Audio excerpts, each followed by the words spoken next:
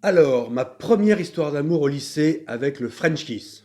Le rendez-vous des timides et maladroits qui veulent s'en sortir. Alors, je vais vous raconter un petit peu ma première grande histoire d'amour, entre guillemets, vous allez voir. Voilà, alors quel est l'intérêt d'écouter cette vidéo?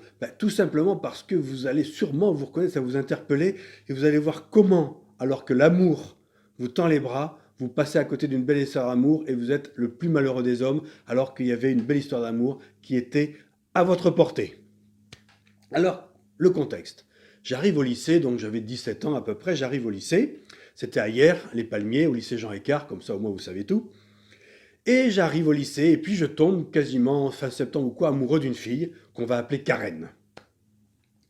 Et puis voilà, et puis bon ben on se regarde, on la regarde, tout ça allait bien cette fille, tout ça, ouais, voilà. Et puis un mois passe, 2 mois passent, 4 mois passent sans qu'il ne se passe absolument rien. Et puis un jour, j'ose aller la voir. Puis je me rappelle d'une fois, c'est incroyable, une fois j'étais en train de dire quelque chose, puis je la vois qui se met à côté de moi. Panique complète, je ne savais plus quoi faire, j'étais complètement perdu. Il est évident après coup que cette fille, qu'est-ce qu'elle fait? Elle venait vers moi pour que je l'aborde, pour que je discute avec elle, c'était évident. Mais moi complètement paumé, je fais rien et tout, puis après elle repart.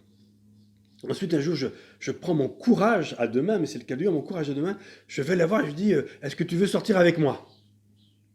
Évidemment, elle me dit, mais non mon mignon. Et puis elle continue sa route. Paf! Je suis cassé dans mon élan d'homme timide qui a fait un énorme effort, car pour moi faire ça c'est un énorme effort. Et puis bon, plus rien. Et puis un jour j'ai une amie qui vient me voir, qui me dit oh, Jean-Paul, il faut absolument que je discute avec toi, je te vois perdu au milieu des filles, ça va pas du tout. Et puis donc, je le raconterai dans une autre vidéo, on discute et tout, elle me dit je la connais cette fille, donc je vais te faire en sorte que tu la connaisses. Et puis on se donne rendez-vous dans un bar qui était donc à Hyères, dans le centre-ville de Hyères. Je me rappellerai toujours et tout, donc la fille attendait. Et puis donc j'étais avec ma copine et tout, puis je n'osais pas rentrer, mais j'étais bloqué de l'intérieur, mais c'était horrible. Elle me file une claque en me disant ah, maintenant ça y est, t'as voulu y aller, tu y vas. Hein. Et j'y suis allé. Et on a fait connaissance comme ça. On a fait connaissance comme ça un petit peu, on a joué au baby-foot, je me rappelle plus, voilà. Puis après on s'est revus, et puis ça traîne un peu. Et puis c'était la veille des vacances, je me rappelle. Et elle m'attendait dans le coin du lycée. Et là, je vais la voir et je l'embrasse enfin. Je lui dis bonjour, je fais un bisou et je l'embrasse enfin, un bisou, enfin. Le premier bisou de ma vie, vous voyez, j'avais 17 ans. Et puis elle me prend par la main, elle me fait un cadeau, elle me donne son sac, qui était un sac militaire et tout ça, qui me plaisait bien. Et on se quitte. Et là, dans un élan, je lui propose, je dis, mais si tu veux, je peux venir te voir chez toi pour qu'on se voit et tout, hors du lycée. Moi, je voulais. Vous savez, quand on est timide, on n'aime pas trop que les gens soient au milieu et tout. Et malheureusement, elle me dit non. Et ça, c'est terrible. Et donc, ça me casse dans mon élan et ça aura sûrement des répercussions après, vous allez voir.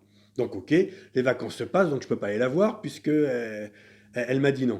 Et elle revient les vacances, puis on se voit, puis le soir, on se faisait un bisou et tout. Je ne savais pas quoi faire avec cette fille. J'étais paumé complètement. Je ne savais pas comment me comporter, qu'est-ce que je devais faire, que pas faire, etc. Et puis un jour, je la vois le matin dans un autre bar. Je vais pour lui faire un bisou sur la bouche, hop, elle tend la joue et tout, hop, et elle me largue. Et je lui demande pourquoi, elle me dit, je sais pas, ça marche pas tous les deux, ça coince et tout ça. Et puis elle me largue. Je me retrouve largué. Alors que je sais aujourd'hui que cette fille était amoureuse de moi. C'est clair, elle était amoureuse de moi, hein, c'est sûr. Et je me fais larguer au bout de 15 jours. Pourquoi? On analyse un petit peu, bien sûr, on va analyser un petit peu tout ça. Je me comportais pas en homme, j'étais bloqué, elle était perdue cette fille.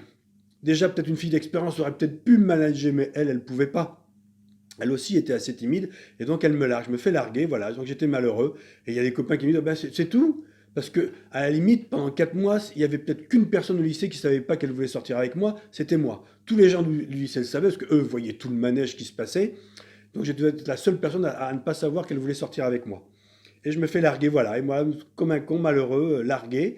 Puis un jour, elle vient me voir, on discute, j'étais assis, elle vient me voir, elle discute avec moi. Je suis sûr qu'elle voulait ressortir avec moi, recommencer quelque chose, pas qu'elle était amoureuse de moi. Mais le problème, c'est que c'est une femme.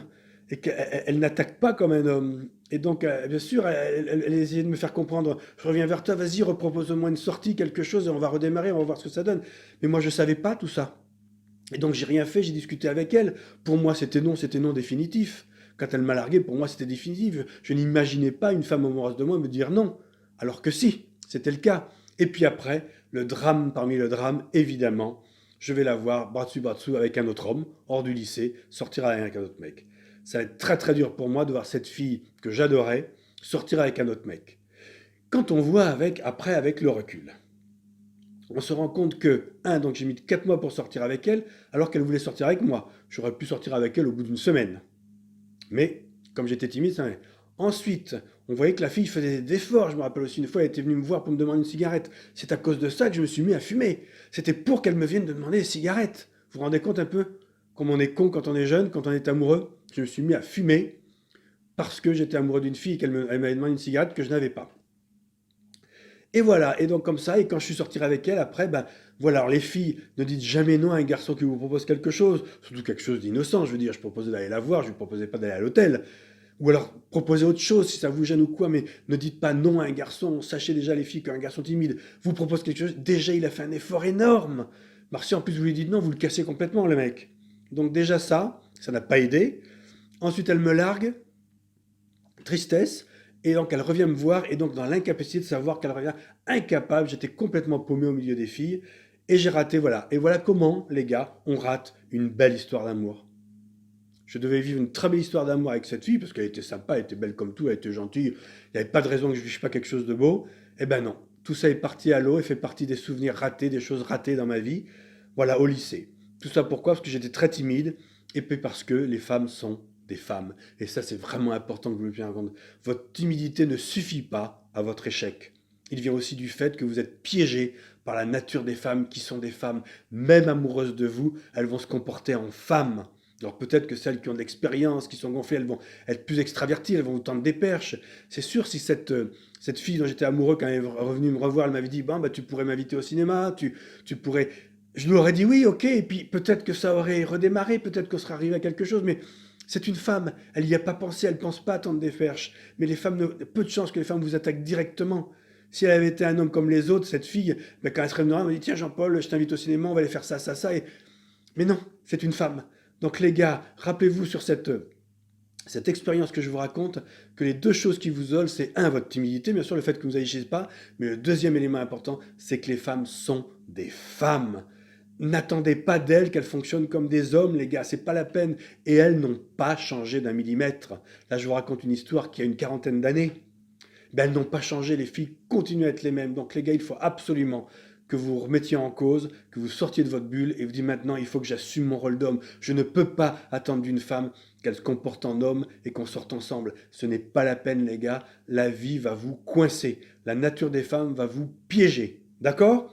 Voilà. Alors n'hésitez pas à aller, donc inscrivez-vous à ma newsletter, abonnez-vous, c'est le lien qui est juste en dessous de la vidéo dans le descriptif, et vous aurez des cadeaux, un livre, mon livre en PDF gratuit, offert, vous aurez un test à faire, vous verrez, comme ça va vous permettre un peu de savoir ce qui va et ce qui ne va pas dans votre comportement avec les filles, et plein d'autres astuces qui vont venir le long de la newsletter.